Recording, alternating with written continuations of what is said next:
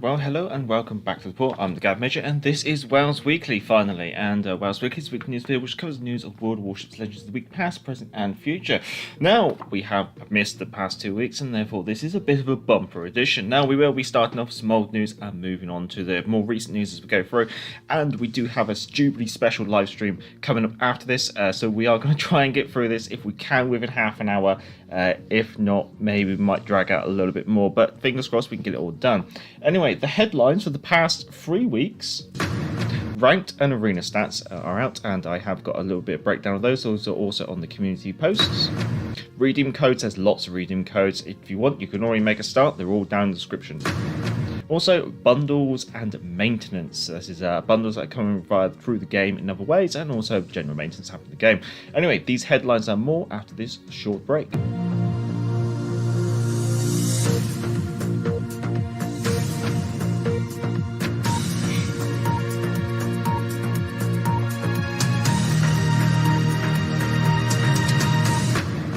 So, starting off with the Prime bundle. So if you have a Prime Gaming account, then obviously you'll be getting these Prime Gaming bundles, and this is basically, what they called it is a booster inventory. The bundle includes 1 Commander Crate, 5 Type 3, 5 Type 4, 5 Hunter Camouflages, and 5 Rare Credit Boosters. It's been available since May the 13th, and will be available through until June the 10th. If you don't already have a Prime Gaming account, then you can register for one, I believe. Anyway, moving on. Back to Belfast. Yes, I know, we're in week 3 of the campaign, and Major finally gets around to going through the Back to Belfast campaign breakdown. Admittedly, if you don't know this already, then you're probably not playing the campaign, but the link to the blog post is down in the description, and I'll try and give it a very brief, very quick summary if I can. So, the campaign is obviously 100 stages over 5 weeks with a catch-up mechanic enabled, so therefore you can obviously, if you miss a week, you can catch up, which is probably quite beneficial for myself right at this moment. Now, upon earning 2,475 renown and with an active average backing, you will obviously reach milestone 100 and receive the British Tier 7 Premium Cruiser HMS Belfast 43. Now, I have done a review of her, and she is on the channel if you want to go check her out. Now, there are endurance trials, which can be completed in Tier 3 to Legendary Tier, and can be completed in both Standard and AI battles. Shakedown trials are completable in a Tier 4 to Legendary Tier, and have to be completed in Standard battles. Heroic missions are Tier 5 and above, so basically Tier 5 to Legendary Tier, and can be completed in Standard battles only. Now, completing all the endurance and shakedown trials per week will reward you with a bonus 100 renown per week. So therefore, with the bonus renown, you'll be earning 500 renown a week. Once you've completed the campaign, then obviously you can move on to Endless Trials. Endless Trials is basically a way of earning steel badges. You can earn up to 250 steel badges per week by completing Endless Trials. And if you buy out the campaign on day 1, if you're... Don't do it. Just I say this every patch. Just don't buy out the campaign in week 1, for God's sake, because that is definitely a waste of money. But yeah, you can earn 1,250 steel badges, which is just not worth it. Seriously, guys. Now you will earn 25 renown. Basically for every 25 renown, you'll complete a milestone, and 1 milestone reward you with only 5 steel badges when it comes to endless trials. Now, the daily trials, which are repeating each day from May the 16th until June the 20th, must be completed in standard battles or versus AI from Tier 3 to Legendary Tier, and this is basically just earn XP. So you got 2,500, 5,000, 7,500, 10,000, 12,500 XP. So it's basically just play the game. Now, moving on.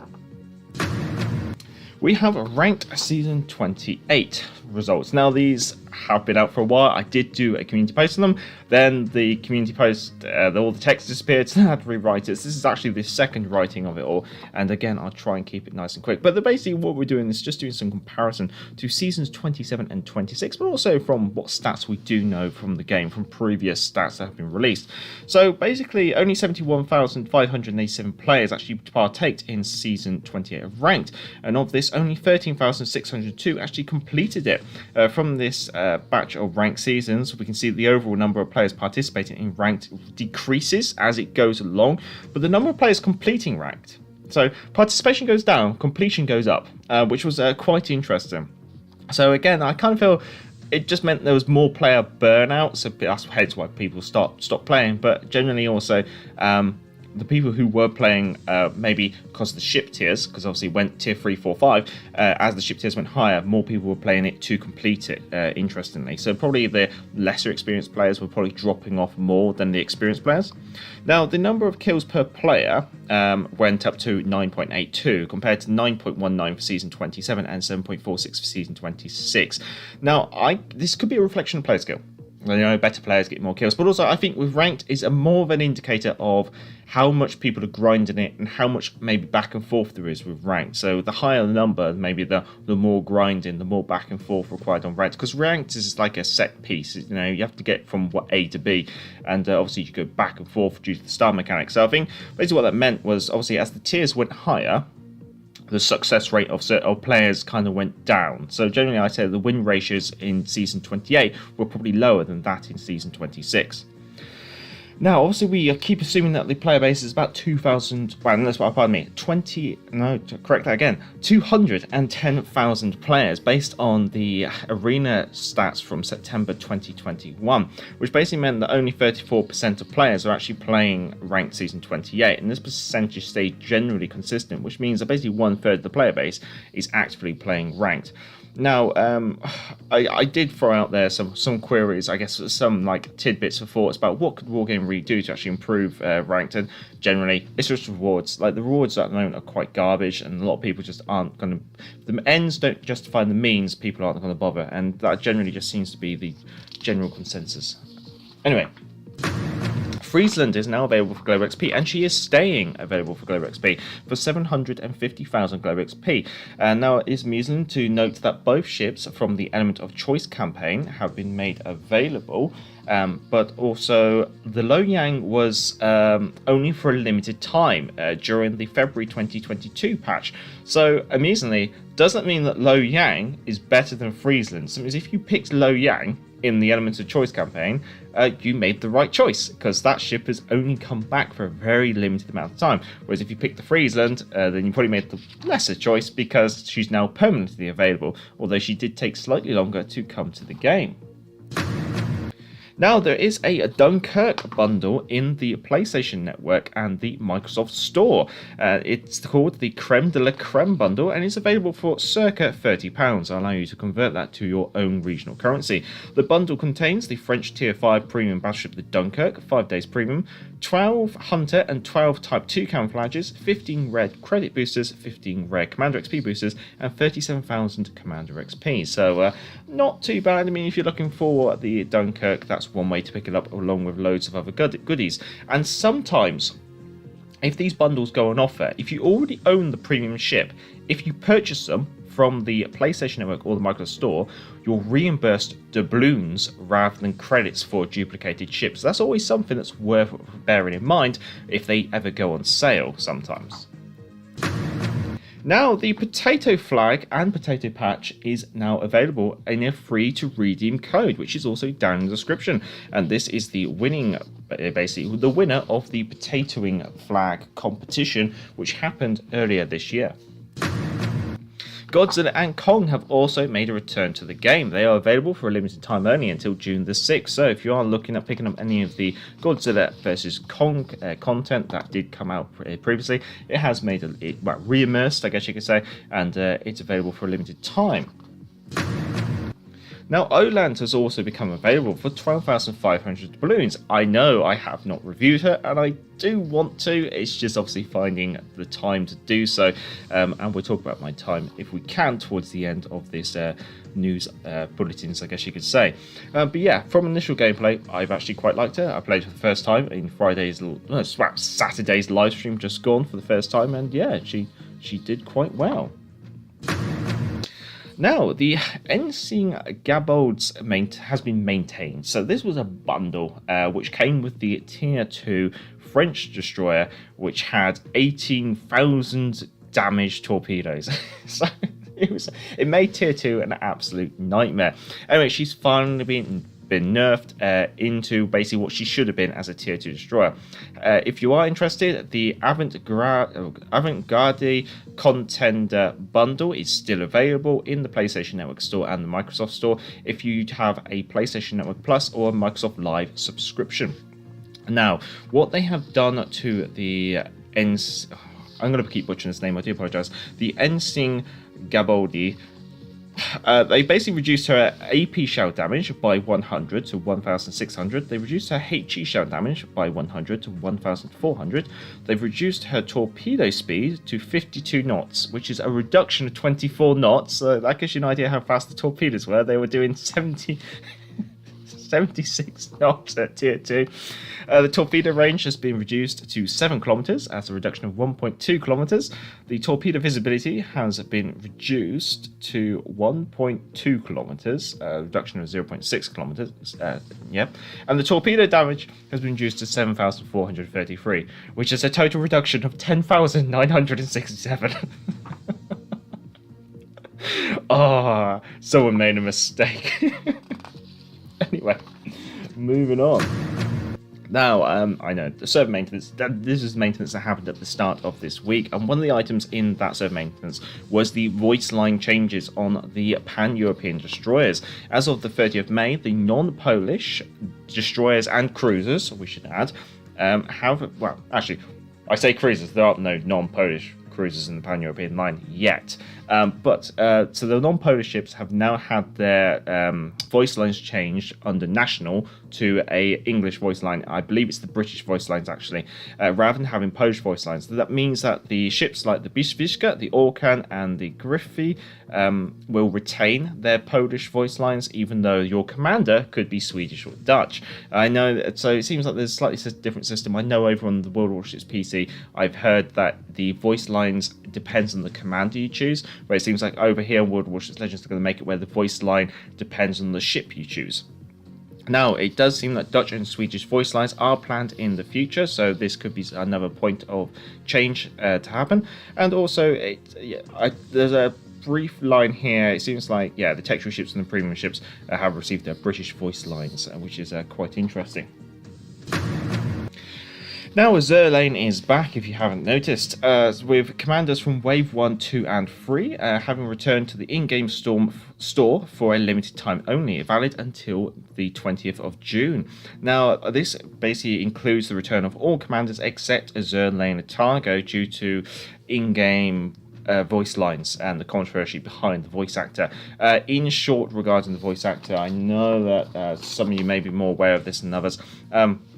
Basically, the voice actor of the original Targo attended a memorial in Japan, which was deemed controversial by China. In response, Yostar changed the Targo voice lines on the Chinese version of Azur Lane, now with a new voice actor. So that means, from a Azur Lane point of view, outside of China, you still got the old voice actor. Inside China, you got a new voice actor.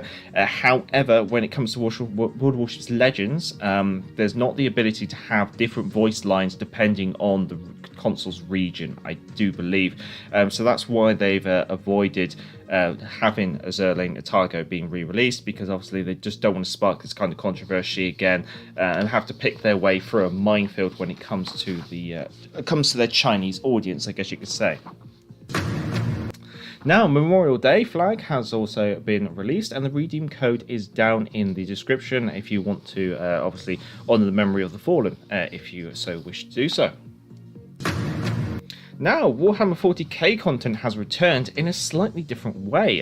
This has become available as 40k bundles, which are available in the PlayStation Network and the Microsoft Store for about £17 each, depending on, obviously subject to regional changes, I guess you could say.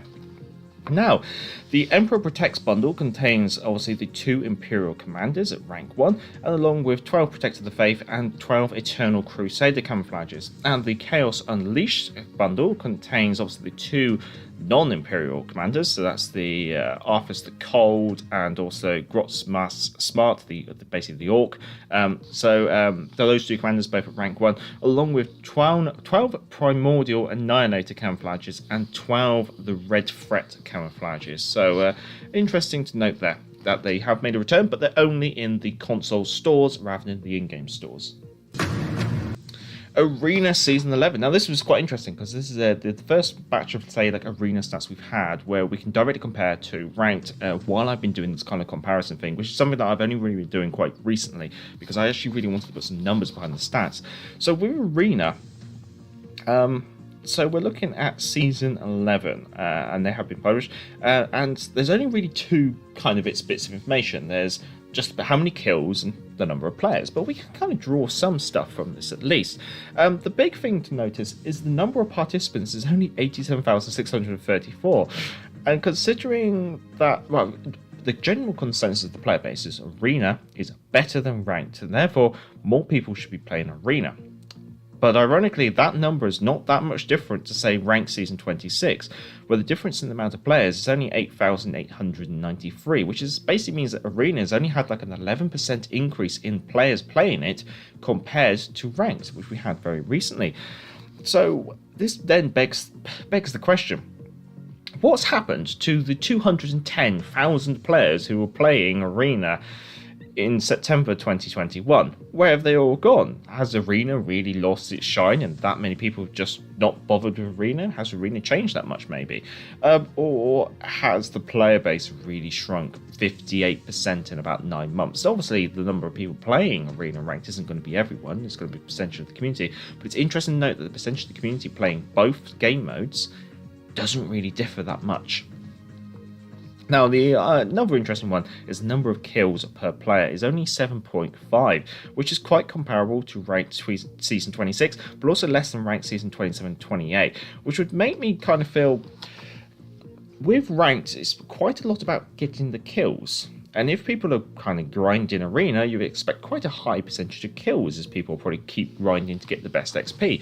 But being it was so comparable to Ranked Season 26, where people were able to blitz through Ranked Season 26, compared to, say, Ranked 27 and Ranked 28, it makes you kind of realise that even though people are playing Arena, they're not really grinding it. They're kind of just getting their 2 pence worth and then leaving it at that. And I generally, when talking to other players, that seems to be the consensus too. Quite a lot of people play just 1 or 2 days, do what they can, and leave it at that, and they still end up at a reasonable percentage, which generally also means that although Arena is slightly more popular than Ranked, it's played a lot less in comparison. So, the auctioning, which has actually launched this morning, so we're finally getting close to some up-to-date news. Now, this feature is where Wargaming will auction goods to the player base, and they dictate the starting entry bid as well. And basically, this is public testing, which is going to be running from June 2nd through to June the 6th. Now, in order to participate in the auctioning, you have to have played at least 25 battles in total, including those versus AI, and that's about it. So that's it. If you're new to the game, you just got to play 25 games, and then you can maybe try and bid for something. Now, the first item is 5 insignias. The starting bid is 15,000 credits. So basically, my brain's gone. Oh, I should be able to do this. Why can't I? 3 million credits per insignia, which is quite amusing if you compare the amount of steel badges you need for insignia. It kind of shows how disproportionate the value of steel is compared to credits. That's one thing I like to point out there. And there's only 1,000 of them available. You can also get the golden flag, which is starting at 500 doubloons. I think that was sold for 750 doubloons back in the day. And there's 2,500 of them available. There's also the German Tier 3 premium battleship, the König Albert, which is basically just a premium König, and she has a starting price of 2,500 doubloons, and there's 500 of these available.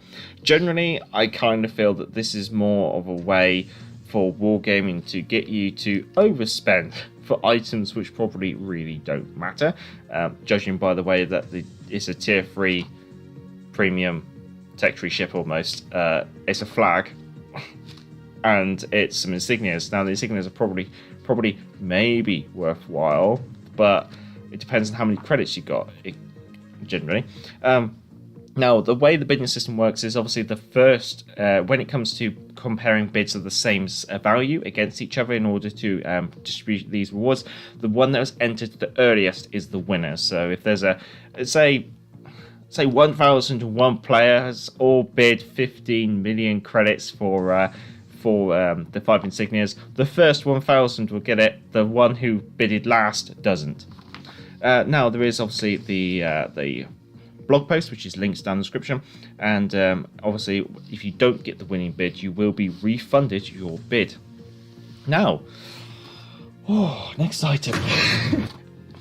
Arena Season 12. Now this has obviously launched today as well, and obviously it contains the arms race mechanic, which is obviously active. However, the HP regeneration is no longer available, and therefore the pool debuffs has been decreased to Bane battery gun reload, consumable cooldown, and rudder shift. Now obviously there's more details all in the blog post linked down below. I won't go through it, but it's the same as always. Now for this season, it's ships of tier 5, no carriers, teams are free, so 4 teams are free. Obviously we already talked about the arms race mechanic. Divisions up to 3 players are allowed. Number of battles, which count towards the daily count is 10. So obviously your 10 best battles in a day will count towards the amount of basically count towards your end score on the board. So means if you play 15 games, your worst 5 games will be removed for that day. Maps are Crash Zone, Haven, Land of Fire, Neighbours, New Dawn, and Ring, and the prize distribution is as follows. I believe that might be correct. Participating is 2 promotional orders, 250,000 credits, 200 paint.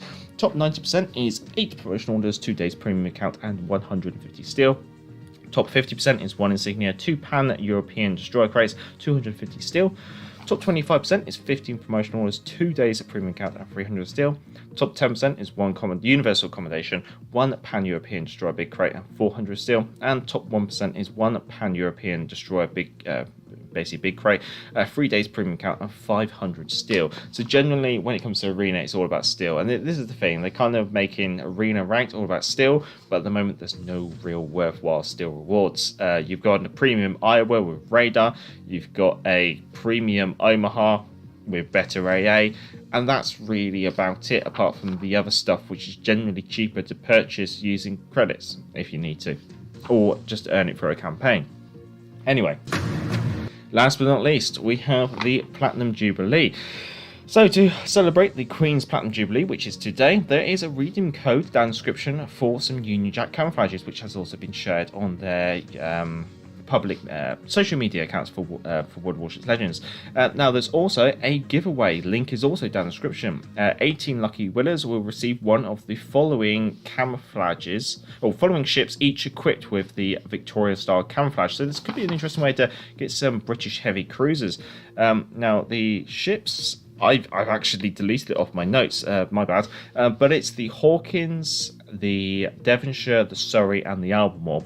Now interestingly, the Albemarle's Victorian camouflage is not actually available in the game, so this is the first time it's become available, it would seem. Now, in addition, there is a... Well, this giveaway... Sorry, let me continue. With this Queen's giveaway, which is linked in the description, it's available until June the 6th at 10 AM UTC. Now, in addition, there's also going to be a special HMS stream this Friday with the community managers headlined by Final Boss, who is obviously British. And that is the news. I hope you have enjoyed. If you haven't, feel free to give it a thumbs up, and I'm going to see if I can very quickly blitz through the chat in the next 5 minutes, and then I've got to get ready for the next live stream, which is happening in 35 minutes. So yeah, catch you after this quick break.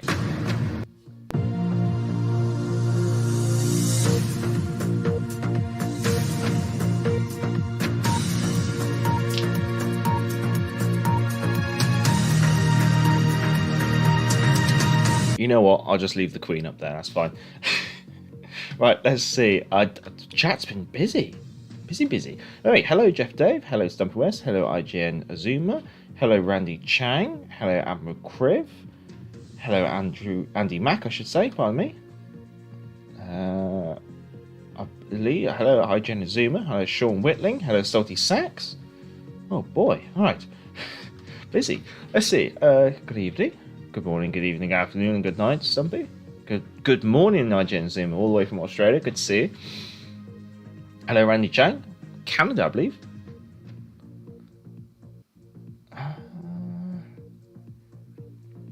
I Joe Zuma, it was a pain to get to rank 1. Yeah, no, I kind of agree with you. If that's for the later seasons as well, I mean, I only did seasons 26 and 27, and I didn't find them too bad, although 27 was a bit harder because I did it in Division.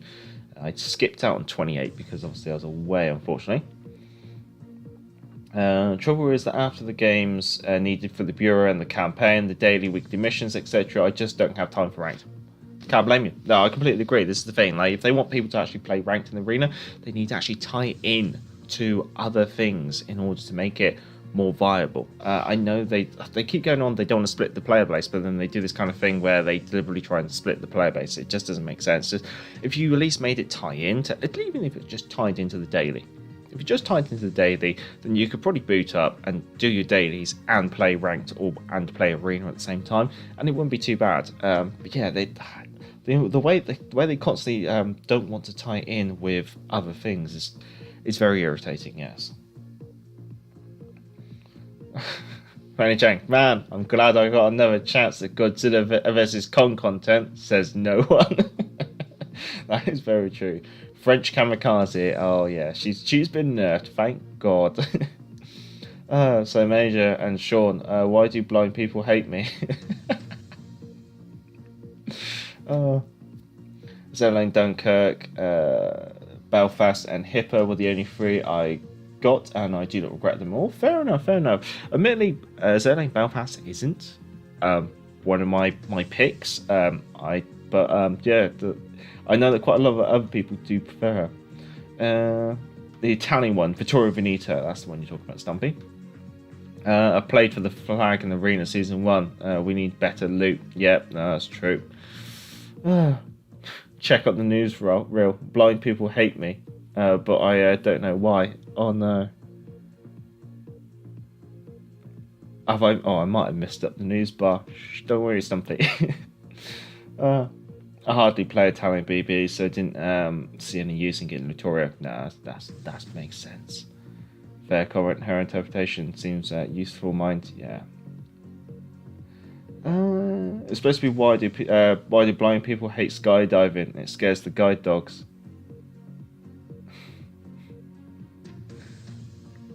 Conning Albert looks interesting, but I'm not spending anything more than 2,500 doubloons. Yeah, no, I can't blame you. Mountain Might mission is quite good. Is that the medalist one to get the Mikasa? Stumpy, I've only got the tier 3 UUDD. Oh, you poor chap. Laugh aloud, no problem. No, sorry. Right, I am going to be live again in half an hour to do a Jubilee special, and so I hope to see you there. I hope you did enjoy WoWs Weekly, and stay safe, stay well, and fingers crossed I catch you shortly. Until next time, I'm the guy from Major, and I've got to get the right outro. I'm back to the port.